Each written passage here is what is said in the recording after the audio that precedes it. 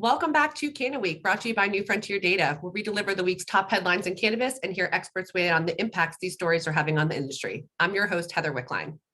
Okay, before we get started, if you are loving this podcast, please be sure to subscribe, like, hit the notification bell, and if you're really loving us, give us a 5-star review. So today we are going to be talking about the challenges keeping cannabis compliant. So I am thrilled to get the perspective of the CEO and founder of Allay. Is it Allay? Allay. Allay. Yeah. Allay Consulting. Please welcome Kim Stuck. Thank you so much for taking the time to sit with us. Yeah, absolutely. No problem. Happy to be here. Awesome. And as always, I am pleased to welcome the Chief Knowledge Officer of New Frontier Data, Mr. John Kagia. Welcome.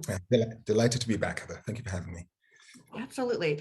All right. So Kim, you were the nation's first cannabis and hemp specialist for a major metropolitan public health authority. So walk me through that. Like where were you in your career and how did you become the first? Well, it was kind of one of those things. I think a lot of people in this industry, opportunity kind of lands in your lap sometimes, which I was very thankful for. I originally was a wholesale food and restaurant health inspector for the city and county of Denver. And in 2014, adult use became recreationally legal. They actually started, issuing licenses and started opening dispensaries and that kind of thing during that time. And Denver has a very strict policy when it comes to public health and safety. Their health department is very involved because, there's such a huge population there that if one restaurant or wholesale food manufacturing makes a bunch of people sick, it's an issue. So they were very concerned about cannabis, how it was being stored, how it was being processed, all the food safety implementations and like all the things that in normal wholesale food manufacturing exist. But in cannabis, if nobody's regulating it to that standard, then who knows what's happening, right? So we had to kind of go in and the bosses at that time were like, okay, everybody just start going into dispensaries and into manufacturing facilities. And none of us knew anything about cannabis, really. It was a little shocking. We really quickly realized that it's very, very different than wholesale food manufacturing, very different from restaurants, obviously. And really, they just needed someone to be dedicated to cannabis. And I just happened to be the person that kind of fell into that role. And I was very grateful for that. I ended up falling in love with the industry. Obviously, I was very intrigued and it's very, I don't know, it doesn't happen very often when you're a regulator to have a completely new industry, something completely new to learn. And I was very excited for that opportunity. Did that for a little over 3 years and finally decided that I could do more good for the industry as a whole if I actually was a consultant working for them, because there was a lot of just confusion over regulations. Regulations are written in a very specific way that's almost like a regulatory jargon. It's hard for normal people to understand exactly what they're asking for and things like that. What are they actually looking for? What does adequate hot water mean? Things like that, vague, regulations. And so I'm kind of one of those people that's there to kind of handhold our clients, if you will, and walk them through it and help them, become above and beyond when it comes to regulations and being compliant with things. So it's been really great. We're very happy to be here and to be doing this for a living. It's crazy. That's so interesting. I worked in a restaurant in Georgetown years after college. And so I feel like I'm making the comparison. Like, would you say, other than it being new to you, do you think that cannabis is so much more complicated than like a restaurant or do you think is it just different? So it's different and it is far more complicated. I actually, more than comparing it to a restaurant, I compare them to wholesale food manufacturers. Right. And because of the nature of cannabis, like the plant itself, and like the oils and the processes, the extraction processes, hydrocarbon extractions and CO2 extractions and ethanol extractions and using pentane and hexane. That's like very high level chemicals, and you have to store them correctly. You have to, make sure you have proper ventilation and class 1 division 1 blast rooms and all these like crazy things that do not really exist in a wholesale manufacturing facility, like if you're making regular brownies per se, rather than infused brownies, it's very different. Also with a plant, like a cannabis plant, this is an example I give a whole lot. If you're picking berries, a lot of the same pesticides and things like that are used on like berry crops and grapes, things like that. But when we take a cannabis plant down and chop it up and bring it into a facility to process it, you can't wash that cannabis plant, right? Whereas with grapes and berries and things, you actually put them through a wash, make sure pesticides are off of them at a very low level, bring them in. With cannabis, you can't do that because you lose all the trichomes and stuff. So there's different processes that have to take place in order to prevent, contamination of like carcinogenic pesticides and things like that. I mean, that's just like a couple of examples, but it is very different from just like your regular produce or, your regular like brownie facility if you're just like baking brownies or, not extracting. And I think that was a bit of a shock when we first started going in. I think we were expecting just to see normality, and it was absolutely not. The first extraction lab I went into, it was like Breaking Bad. I didn't even know what I was looking at. It's like, what are they making? There's like hoods and, all this stuff bubbling and, it was just like crazy. Like I had to have them really like talk it through. And thankfully the people in the industry were so happy that they were, licensed and able to do this for a living, that many of them, most of them, welcomed me in and was just like, please come in, learn, and they kind of taught me from a ground level all the processes. And back then, and still to this day, there's about 2,000 plus licenses in Denver that I've been in and have learned a lot from. So thank God for the industry and welcoming me with open arms into their facilities when I was a regulator, because that's where I got my education from. That's amazing. That's definitely the right time, right place. Yeah. John, do you have any questions for Kim? Yeah, I'm just curious. I mean, you've literally gotten to watch the arc of the evolution of this market. What are some of the kind of differences you see now in terms of the compliance challenges that the operators are facing now versus back when you started this in the Breaking Bad days of extraction? Yeah, so it kind of depends on the state. So we work in all 50 states. We also work out of country in a few instances. So each state is kind of at a different level of understanding and maturity, right? So Colorado in 2014, we didn't have potency regulations. So you would go in and buy a brownie and you had no idea how many milligrams of THC was in it. You didn't know how high you were going to get from that brownie.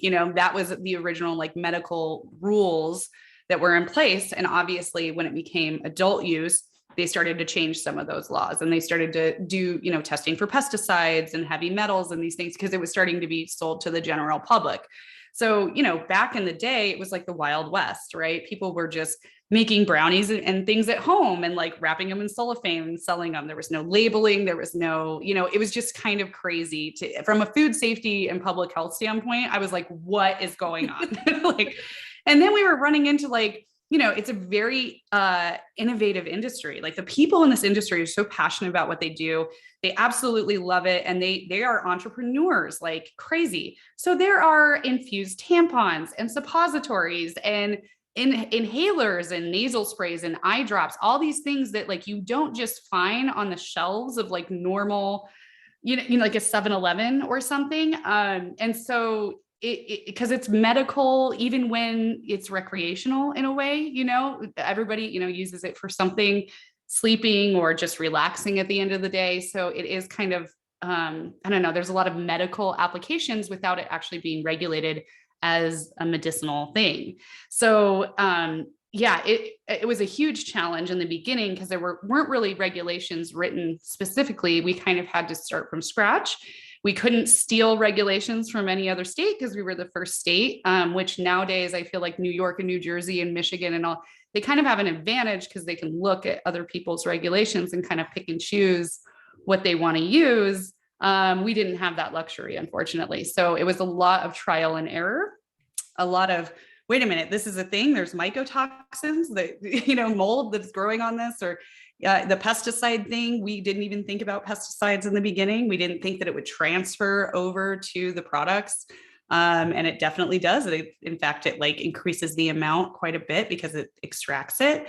We didn't think about heavy metals. Cannabis is very different than other plants. It sucks up heavy metals. It's a great bioremediator. So if you have lead or mercury or anything like that in your soil, it'll suck it right up and it goes directly into the concentrates or into your lungs if you're smoking it.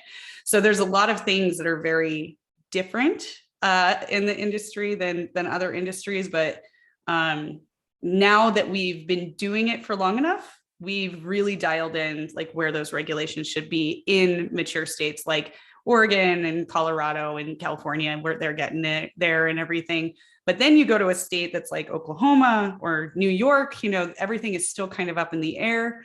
They're still trying to figure it out. And then it's almost like going back in time when I go and do audits in those newer states, because people are still not used to being regulated. They don't understand that regulatory jargon very well. And so it feels like I have to like go back in time a little bit and prepare my mind to be in some of those earlier states that are coming online. Well, that is so interesting. Well, thank you for that. Thanks for the background. All right, well, we'll move on. News 3 LV reported licenses suspended for North Las Vegas cannabis cultivator over multiple issues. So the Nevada Cannabis Compliance Board recently voted to suspend Desert Bloom's cultivation and manufacturing licenses after finding that cannabis plants and packages were untagged or improperly tagged and not tracked in the state's seed to sale tracking system. So just given that example, Kim, which sector of the industry do you think has like the most harsh compliance requirements? I would say manufacturing cultivation. Obviously that's like where most of it, I mean, dispensary storefronts are pretty minimal, right? It's not so hard to run one of those. And the reasoning is because of things like this. People aren't trained. So I read the article, and the reason why it's a public health and safety is because they weren't able to link test results with the product that was being sold. And that's the issue. This is not necessarily that facility didn't test. It's not necessarily that they did anything that could directly affect. I mean, obviously there were some tests that came back that were not okay, but not with everything in it from the years, I think like September 2021 to now, which is a big chunk of time. It's really that their record keeping and documentation, it sounds like that was where the fault was at. Not being able to link, test results to the products. Maybe, there could be some shady stuff going on, but I like to always give the benefit of the doubt. This happens all the time. When I was a regulator, in fact, I used to go in to facilities and do, if we got a complaint or something came back testing hot for, we'll just say a pesticide, we would have to go in. And if they couldn't prove to us through documentation where that particular concentrate came from, what grow it came from, where it came from, where the test results for that batch number was, if they weren't keeping batch number systems in place, and Metric does a very terrible job of this, by the way, it's actually like one of the worst track and trace systems I've ever seen. So it's very difficult for operators to be able to do this. They kind of have to do it on their own. And if they're not doing that, we used to have to do an any and all recall. So if one product was contaminated and they couldn't prove to us through documentation and testing and keeping track of linking everything together, we would assume that every product that they have ever made in the entire lifetime of their company was contaminated. And so then we would have to, literally do a recall on everything they've ever made. And that happened several times when I was working there. So I kind of feel like this is the same kind of deal. I think that they didn't keep track of the testing, what batches it was linked to. I mean, it sounds like there's a lot of issues that were going on, not just this, but I feel like this was the main issue. And if they would have had documentation and some kind of good manufacturing practices in place to be able to track and trace and tell regulators, no, this is a test result for all of this. This is where this came from. This is where this went. Then they would probably have a better chance at least of having a smaller recall. But this kind of thing happens in wholesale food manufacturing a lot as well. If they mislabel something like an allergen, let's say peanuts got mixed in with something, obviously you'd have to do a recall. Or if maybe they just labeled it wrong and didn't say that there was peanuts or something in it, then that is also a problem, and they would have to do a recall for that. So this is kind of part of doing business, is being able to go through recalls and do it in an effective way that's quick and makes regulators happy. It's always a good thing to do, but I had a feeling when I was reading that it was mostly that they could not prove or like have enough documentation for what was happening in their facility. Yeah, it seems like as this industry matures, they're going to have to be held to a higher standard like other kind of industries. John, what are your thoughts on that? Yeah, I think there's two parts to what Kim has said that's both really compelling and is likely going to be a pretty significant issue as we go through this next chapter of industry expansion and growth. So first is this idea of maintaining protocols and processes when you're going through an explosive period of growth. You look at a market like Nevada where the product is just flying off the shelves, and you can kind of understand from the part of the growers and the manufacturers, like, I just want to get this product out the door. And so having kind of operational structures and processes where, regardless of how busy you are, there's an institutional-wide, organizational-wide expectation that these processes are going to be followed to the T. There's absolutely a tension there.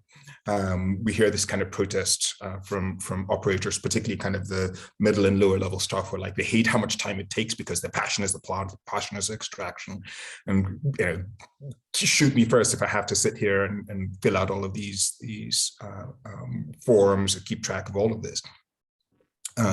But this is the kind of thing that can break a business.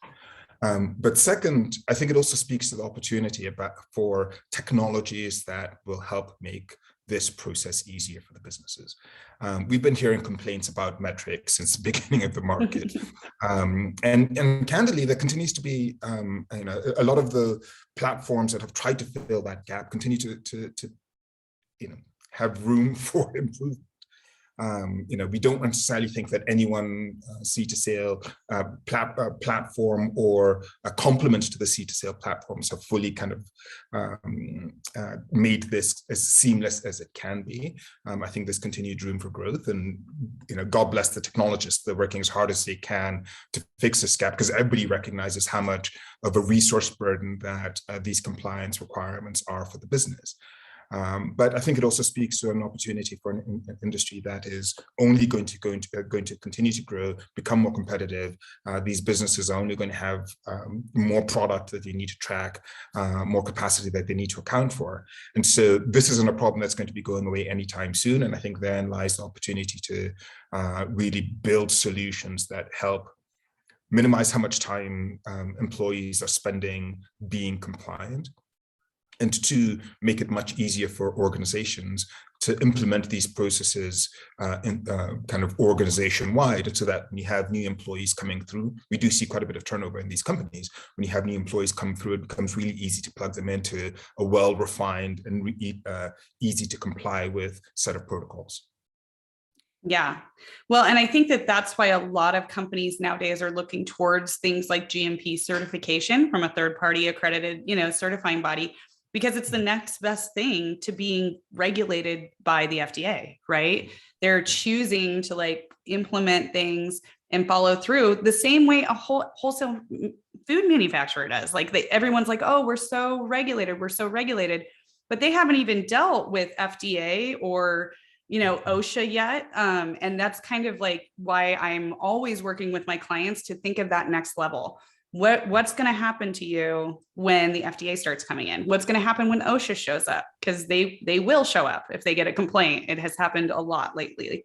And it's interesting because just like you said, once technologies start coming through, that's part of what GMP process is figuring out what technologies are going to work and which ones are going to help you implement and keep up with doing it, and help your employees understand what is required of them, right? And I also have learned that with GMP certification, because it's so spelled out and there's good trainings and things like that, it actually slows down the turnover a bit. People who like to work in companies where they know what their job is and they know what is expected of them, and they feel, fulfilled by that. Also having like that sense of pride of, hey, we're making a really, really clean, good product that's safe for consumers, and I know it because we follow all these protocols and other people don't. That's like a really good feeling for a lot of people. So we found that a lot of our clients that get GMP, their turnover goes down. So it's kind of exciting. It was like I don't know, happy accident, I guess. Well, and I think you make a really important point about GMP as being, almost kind of being beyond compliant.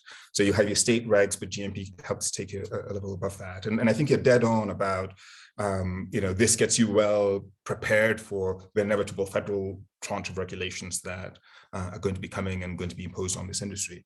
But I think there's also a couple of additional dimensions there. One, with federal normalization, we're going to see interstate commerce. And while there's a lot of variability in the rules across states, much easier if your rules are going to be compliant across every market, because it makes that process of expansion much easier.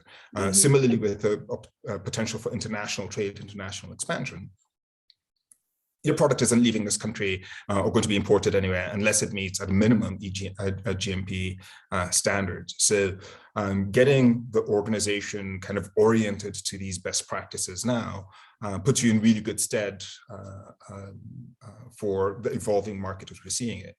And then finally, as we look at the competitive landscape, we are going to continue to see a great deal of M&A activity in this space. And like it or not, there's a great debate about whether all of these deals are good for the industry, because one of the consequences, one of the results is going to be greater consolidation. But there is some utility in that capital being harnessed in unified organizations. And so for companies that might be looking for that exit, that might be looking for that kind of partnership with larger brands or with strategic partners in other markets, having very strong compliant processes is going to be key to that conversation taking place. Most investors, most large players in this space aren't really going to have a great deal of interest in trying to acquire a shop that they're going to have to come in and then teach you how to run your business right. And so the better kind of, the more efficient that you are as you go into those conversations, I think the more likely those conversations are going to be fruitful. Yeah, I can't agree more. And then you look at the way that other countries are starting to do it. I mean, this is going to be a global economy eventually, right? I already have clients in the Bahamas and Virgin Islands and South Africa and Israel. And it's kind of crazy where the Canadian government, which I love what they did, they just legalized it, outright. And then they're requiring things like ISO 22000, which is what is usually used or required in most European countries to sell your ingredients and whatnot internationally, right? So it's a higher level of GMP, but it's essentially, it covers the same bases. And they're looking at requiring that. All of their standards are very high for their health and safety. They're essentially setting up all of their businesses, as much as the businesses don't like it right now, they're setting all of their business up to automatically be part of that international sales force, right? They will be able to go, oh, Germany just legalized. We can already sell to Germany. We already have all the standards and the safe product and all the certifications to automatically be a part of that global market. Whereas the way that the United States has kind of done this, I have a feeling that if we don't, federally legalize and then require some kinds of standards at this, that are kind of high end when it comes to health and safety, we could potentially fall behind. And I have a feeling that a lot of countries like Canada are just going to, take over the market because they'll be in a position that they can do that. I mean, with all these East Coast markets coming online, what do you think the lessons they can learn from these established markets? Or what do you think are the top things that they should be taking away from that? Well, I think a lot of them already are. I mean, when you're in Florida, if you own a THC company, you have to have GMP certification to even get a license. And that is happening more and more. I'm seeing that in regulations across the board. If you're in New York and you have a CBD edible company or beverage company, you have to have GMP certification, and you have to get it within 6 months of getting your license, if not before you get your license. So this is a trend that we're seeing. It also kind of takes a lot of work off of our regulators' laps, right? I mean, it's kind of crazy when you think about it. You think of like Oklahoma, 14,000 businesses were born in 1 month. How do regulators do 14,000 inspections like within 2 months? You can't do it. It's just like, so if they require like, hey, you have to get a third-party certification to the standard, then their health department doesn't have to do as many on-site visits, if any. A lot of times by just requiring that you get a certification, it takes it kind of off of the regulator's plate, or at least for a little while, for them to build up their, hire enough people to be able to enforce, and then maybe they'll change those laws. But I'm seeing that more and more and more. It's kind of putting the onus of health and safety, consumer safety, onto the companies, even though it's a bit more costly. But to the regulators, that's a better idea, because how do you scale fast enough to be able to regulate these facilities if it's just their health and safety standards? So it's kind of, I don't know, it's kind of a double-edged sword. There's ups and downs to both, pros and cons to both sides of the argument, but it is a trend that I'm seeing, and I'm also seeing it in other countries as well. So like I said, Canada, they are requiring GMP and things like that. ISO 22000 eventually. So it's just a matter of time before this is a trend. And when you look at wholesale food manufacturing, GMP and things are not required, but you are not going to be able to sell your product unless you have it. That's just the way that you're not going to sell to Whole Foods. You're not going to sell to King Soopers. You're not going to sell it on Amazon unless you have GMP certification.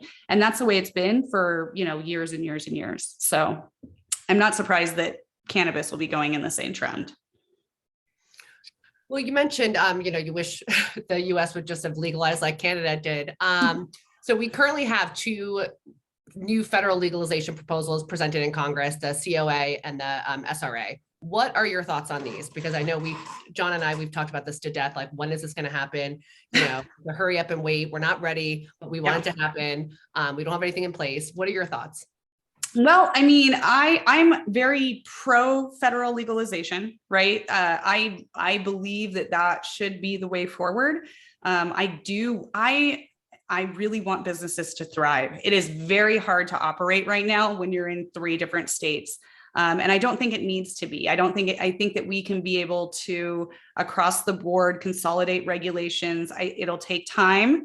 It'll take money. I don't think that that's how it's going to go in the beginning, but getting the FDA and OSHA involved is going to be very important to the industry. And it'll actually, in my opinion, being regulated as one is going to help the companies understand what is required, less gray area. And also it'll help with all the weird things that we have to deal with, 280E and banking and all of these things. We can't even function as real companies. I'm an ancillary business, and I've been kicked out of 3 banks and can't get payment processing. It's absolutely ridiculous. I talk to people from outside the industry and they're like, wait, how do you even run a business? And I'm like, that's a good question. How do they run a business without a bank? It's kind of crazy to me that it's gone this far without getting there. So either one of these passing will take care of a lot of those issues as well. The States Reform Act is a little less, it's more bipartisan. I like the tax rate a little better. It's a little, but it's kind of like very light, right? It doesn't really talk about social equity. It does talk about veterans and things like that. So it is doing some good. But the COA is the one that's like, okay, we're going to take care of this from a social equity standpoint, which I love. And we're going to do all these things, and there's going to be a lot of moving parts, and we're going to get, the FDA involved. Whereas the States Reform Act is a little more, hey, we'll just let states kind of do what they want to do and see how it goes. And I think that both are valid, right? I think that if either one of them passes, it's going to be good for the industry. But when we leave things to the states, we're still going, which is fine. And I think that it'll always be like that a little bit, no matter what. There's going to be regulations that your local jurisdiction, your state jurisdiction will have. But I think that having, the FDA and OSHA involved is going to be key to just to the industry growing.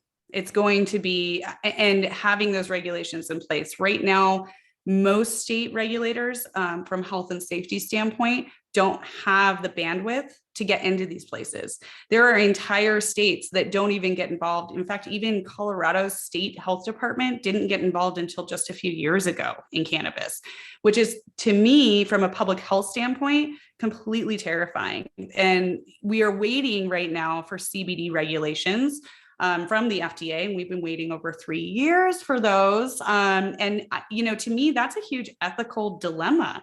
Their one job is to protect consumers, and there's an entire industry out there that is making things that they are not regulating.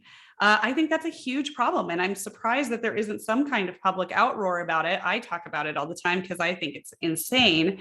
But hopefully we get those regulations, then we'll have an idea of how the FDA is going to regulate. Because from a health and safety standpoint, THC oil and CBD oil from a food safety standpoint are exactly the same. The only difference is obviously children, right? If they ingest THC, there's got to be labeling and childproof packaging and that kind of thing.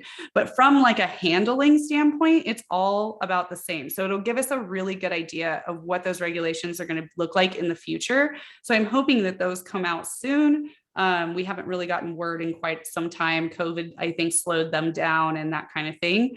But I think that if either of these pass, it will be a good thing. It'll be a step in the right direction.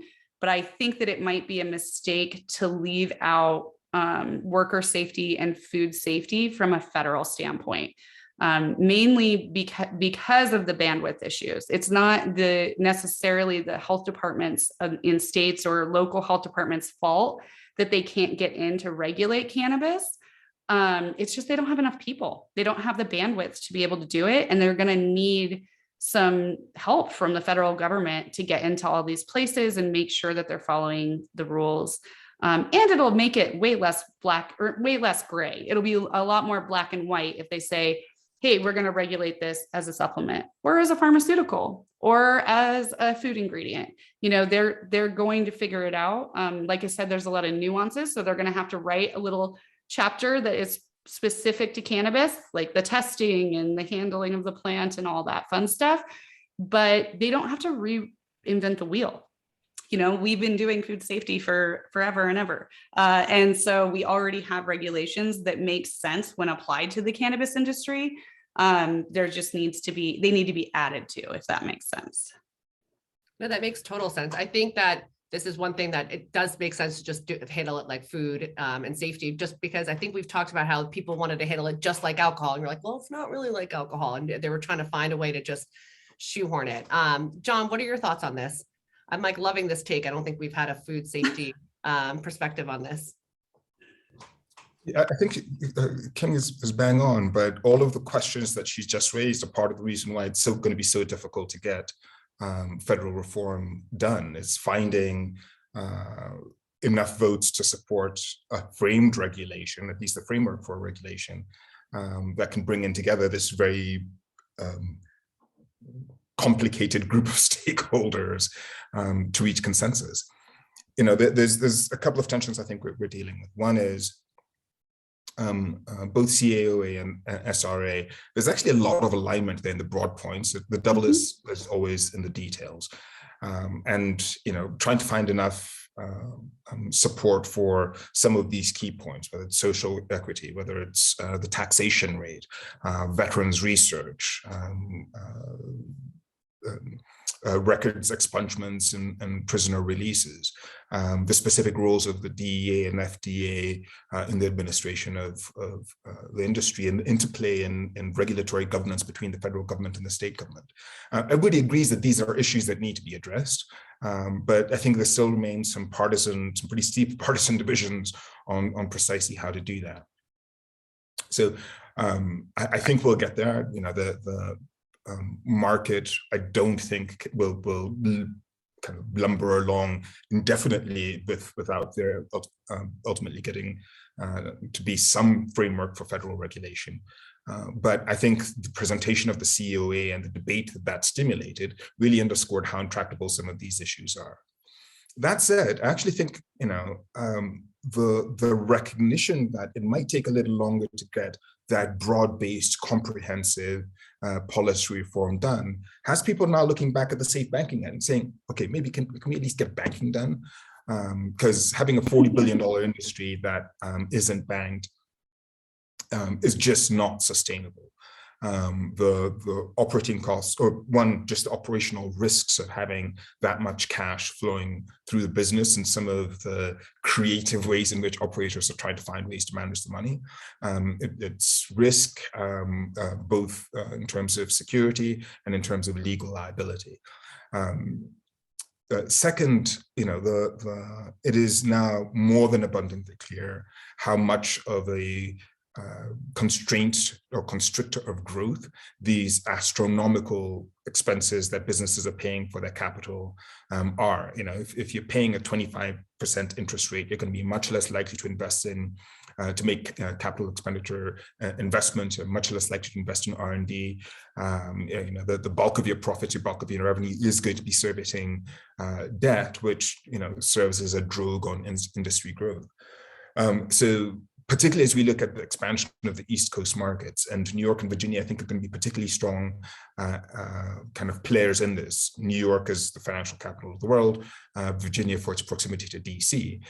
Some of these issues, I think, are going to become a little more apparent than they might have been to the federal lawmaker class than they were when they were largely a Western state factor. So it'll be interesting to see what happens over the next, say, 12 months around this debate on getting safe banking done independent of a broader regulatory framework. But given everything else that's going on in the world right now, and given how acrimonious the political climate is in Washington, looks like no one seems particularly inclined to give the other side a win. So we'll see what happens with cannabis. But I'm a little more hopeful now about perhaps safe banking getting done, or some type of banking reform getting done. But even that's going to be a tough political negotiation, given everything else that's happening in the world. Yeah, and you think about public safety. I remember when I first, for the years I was a regulator, and even now, I'll do an audit and I sit down in the back room of these dispensaries and I'll be typing up my report, and I look around and I realize it's shoe boxes just lined to the ceiling that are completely filled with cash. There's, millions of dollars right there. And I'm thinking to myself, why am I in this room? Somebody could just come in with a gun at any point. We're putting a lot of people at risk by not allowing this. And it's also opening up our opportunities for us not to be able to track where that money is going or where it's coming from. I know that everything is in these track and trace systems, sure.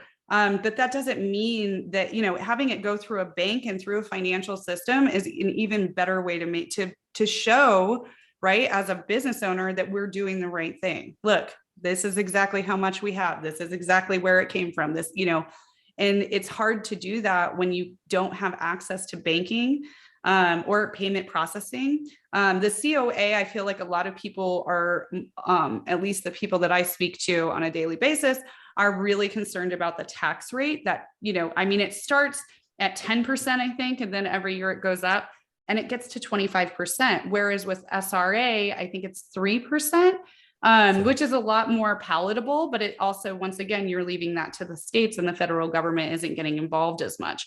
So, that's another thing. I don't know how I feel. I don't like a really high tax rate. Don't get me wrong.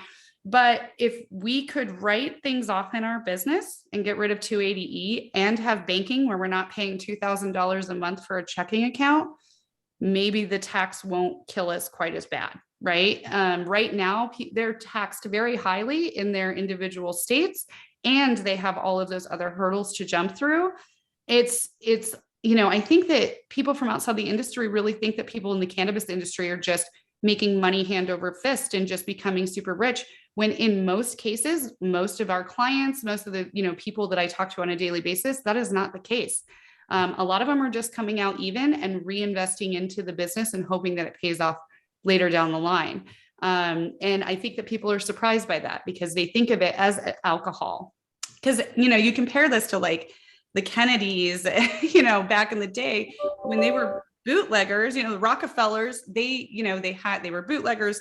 Alcohol became, legalized again, right? Prohibition was over. They were the ones that had the capital and the boost to start their own liquor stores. And that's kind of how it's kind of like the same thing, right? I mean, people, I don't know. It's like right now we're building this amazing, community, but right now we just can't, we don't have the tools, normal tools for running a business that we are able to have, being able to write things off for our business, for instance, and, being able to, I don't know, work on a normal basis, like everybody else. And we're kind of starting to build this beautiful, wonderful empire. I mean, there's so many jobs now.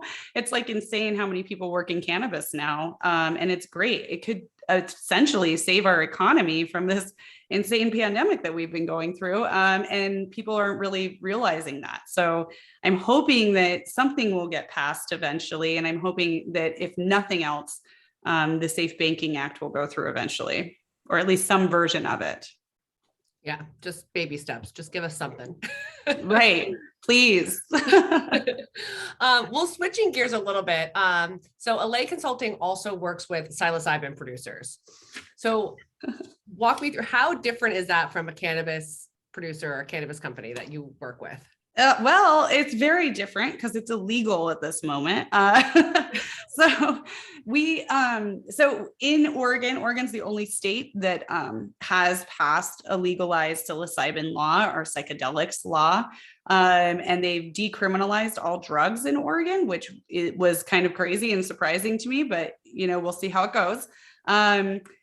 And I think that psilocybin has amazing medical benefits. I think that it could potentially, lead us to some cures for a lot of things that our country has been struggling with: depression, PTSD, anxiety, that kind of thing. And there's been a lot of studies done from even back in the 70s that show that these kinds of things can be helped with these different psychedelics.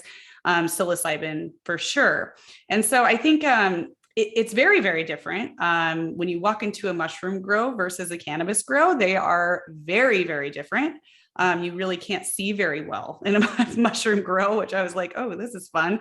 But yeah, it's right now, because there are no licenses available. So they're writing the regulations right now for therapeutic use. So it's essentially, you will get a prescription for this. You will come into a very safe environment with a therapist of some sort, or a shaman that has, the education and has a license to do so. And then you would take it there and be walked through the process and all of that. And they have seen, some really great results with this kind of therapy. And like I said, I'm hoping that it opens up a whole lot of avenues to see, new medicines and new ways of doing things and solving issues. But those licenses aren't coming out until 2023. So most of our clients that we're working with now own like a lion's mane mushroom farm, right? And they want to get GACP certification, which is a good agricultural practices certification. There's one specific to mushroom grows. And they're getting things like that so that they can look really good on an application when they decide to move forward and try to switch over to psilocybin. That is about the extent of what we've seen so far, because the regulations haven't even been put out. So we don't even know where we can put mushroom grows. We're not even sure, what the dispensary storefront would look like with that, or what the track and trace would look like. So they're figuring all that out right now. And I've joined several of the work groups to discuss these kinds of things, and it's been really interesting so far. And, I'm hoping that they can at least learn from cannabis, because the good thing is that all the regulations we've put in place for cannabis, a lot of them can actually be used in this industry. And a lot of the lessons that we've learned, we can use in building those regulations. So it is very different, but it's kind of similar in the culture, right? A lot of people that are involved in the cannabis industry are also proponents of psilocybin. And so, it's kind of the same people a lot of times. But yeah, other than that, it's very different. I think the regulations are going to be very different. There are already food safety and public health regulations written specific to mushroom production and processing and all of that. So once again, I don't think we're going to have to reinvent the wheel at any time, but obviously warning labels and things like that they're probably going to steal that from cannabis because they're going to run into the same issues as well. So yeah, it's very different, but I'm very excited about it, and hopefully it moves forward soon. Yeah, this reminds me, I remember, John, we would talk to someone a couple of years ago, and I think they asked a question like, how did the people learn to do this? You know, how did they learn to grow this? And John's answer was, well, they've been doing it illegally for years. Yes.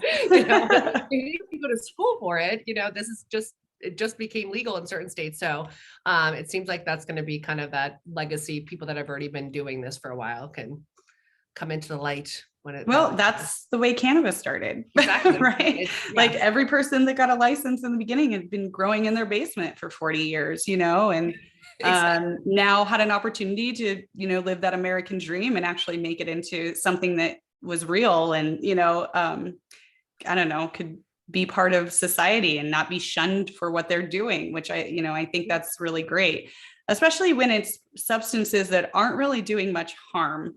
You know, there aren't people overdosing or starting fights or, you know, who are smoking cannabis generally. And so, you know, obviously, when you think of other drugs or even alcohol and the damages that it does to societies, you know, I feel really good with the plant medicine side of everything. I'm like, yes, let's get some of these things legalized. Well, I think I read an article about psilocybin that treating alcoholism. It's like one of the things that can treat for that. So that could be a huge thing. Yeah, so it's weird. It's essentially, and I am not an expert on, you know, the way that it works in your brain, but the way that it has been described to me when it comes to like the alcoholism or just substance abuse, it essentially during therapy sessions while you're on it, they talk you through ways to rewire your brain and to think about the substance differently. And so you change your chemical response and relationship to the substance that you're addicted to through a series, right? It's not just one time. You got to keep going. It's a work. But I just thought it was so fascinating because I actually did meet a person at one of the conferences that used to be like a really bad heroin addict and used psilocybin and going to, you know, a shaman and all of this and got off of heroin because of psilocybin. And I'm like, that is just crazy to me because heroin is one of the worst addictions ever. And, you know, that it ruins lives. So if we can treat people using psilocybin to, get off of these other drugs or even off of, you know, if you have a surgery and you get addicted to opioids on accident, you know, breaking that kind of chain in your brain. I think that's one of the most fascinating things, Heather. Like, honestly, I agree with you. It's unbelievable. Pretty amazing. John, I know you've been watching this industry pretty closely. What are your thoughts on this? Yeah, I'd echo a lot of what Kim has said. You know, one of the reasons why I think the timing of this national conversation around where psilocybin sits in our pharmacopoeia is so important is if you think about the mental trauma that we've all endured over the past 2.5 years. You know, nearly 1 million Americans dead from COVID, many more who've suffered kind of acute physical effects from it, the economic and social toll that it's taken on all of us. Mentally as a society, we're in a pretty rough place. And so I think it's a really timely moment for us to be thinking about whether psilocybin can be one of the things that helps us get back to a place of normalcy, do that mental reset that helps us work through the traumas that collectively we've all endured. Two, I think it's quite interesting that we are seeing quite a number of the people who are the vanguard of the cannabis industry moving into psilocybin. Yeah. And there's two things that are happening there. One, you know, so you have these people who are really experienced in building an industry from scratch and who've built one of the most kind of regulated spaces, most regulated markets in our economy moving to psilocybin, which I think bodes well for the expectations around what compliance is going to look like, what best practices is going to look like, and just taking some of those lessons learned from the Wild West early days in cannabis and trying to leapfrog the learning process that the cannabis industry went through as its regulatory environment matured. But fundamentally, I think this is going to look like a very different type of opportunity. You know, as Ken said,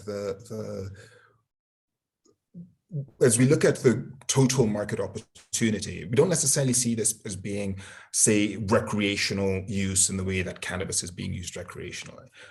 This is likely going to end up being much lower doses. In some cases, it's people who will use this for a very short period to go through that mental reset process, but only doing it, say, once or twice a year. But where I think the opportunity lies is in the broad base of people who could benefit from this. And so if there are,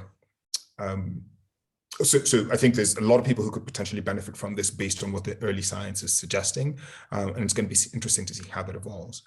But I think another thing that makes this different from where cannabis was at the same point in the emergence of cannabis laws is, as we look at, for example, the Canadian companies that are playing in this space, just the level of sophistication, the amount of capital that they're raising, the amount of research that they're doing.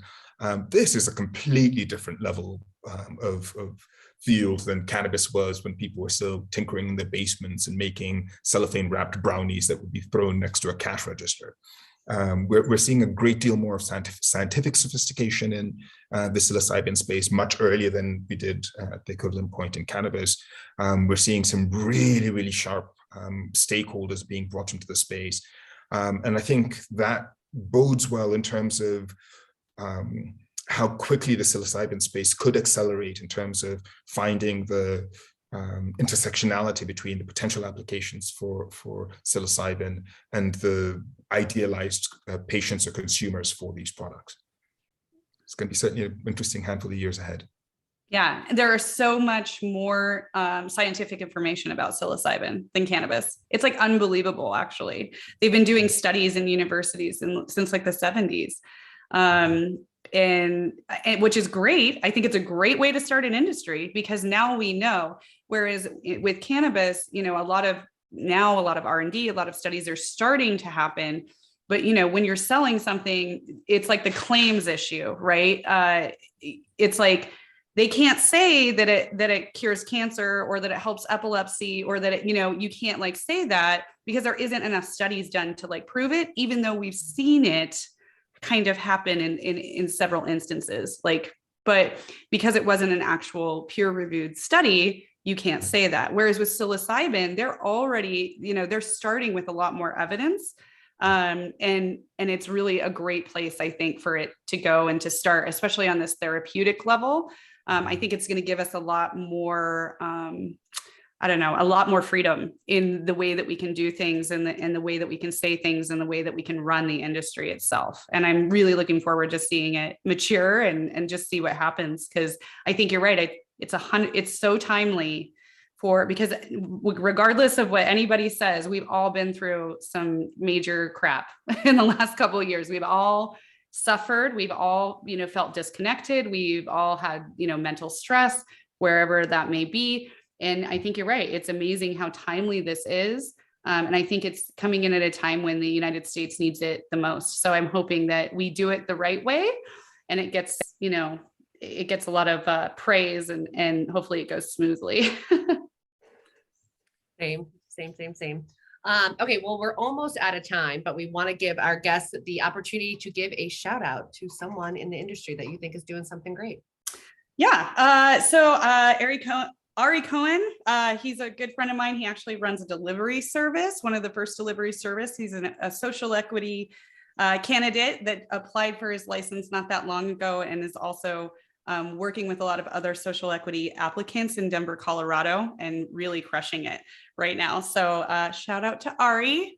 Happy that he is in my life and part of my cannabis circle. So there's a lot of people. I feel like there's like 50 people I could have gone shout outs to.